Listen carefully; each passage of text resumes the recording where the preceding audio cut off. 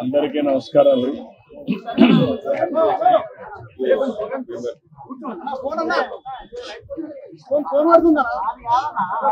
కొద్దిగా జరుపుకోండి మా తమ్ముళ్ళు, కొద్దిగా జరుపుకోండి. అందరికీ నమస్కారాలు. ఈరోజు కోట శ్రీనివాసరావు గారు చనిపోవడం చాలా బాధాకరం. మొన్నటి వరకు చాలా ఉత్సాహంగా చలనచిత్ర పరిశ్రమకు ఎనలేని సేవలు అందించిన వ్యక్తి. 40 సంవత్సరాలు నటనంటే ఏ విధంగా ఉండాలనో నటించి చూపించిన వ్యక్తి కోట శ్రీనివాసరావు గారు. వారితో నాకు దగ్గర సన్నిహిత సంబంధాలు ఉన్నాయి.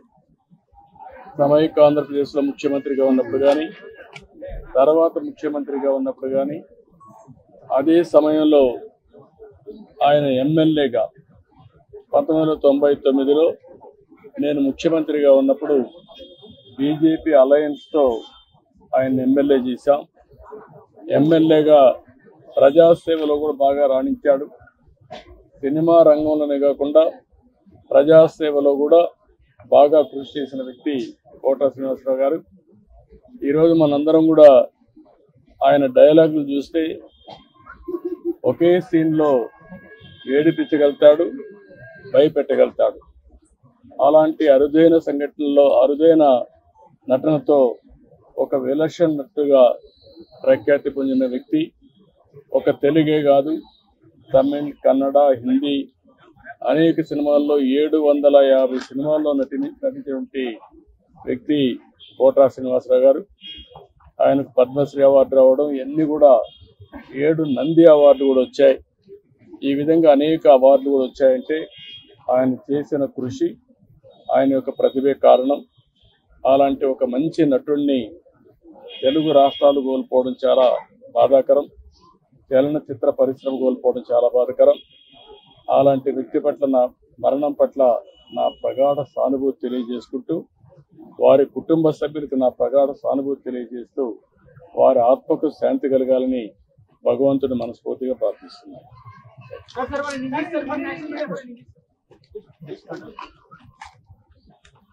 కోట శ్రీనివాసరావు గారు is a great actor. Nobody can compensate his death, replace him. He worked for the last 4 decades. He acted 750 films. He acted not only in Telugu, Kannada, Tamil and also Hindi. He had a track record of acting in films, nearly 750 films. He got 7 Nandi Awards, and also he worked as MLA also for 5 years. I was very happy to associate with him as public representative. When I was CM, he was MLA. He has done tremendous public service at that time. Today, we are all unable to digest his death. Anyway, he has done extremely well for the welfare of the people, and also he contributed for the Telugu film industry and other film industry also.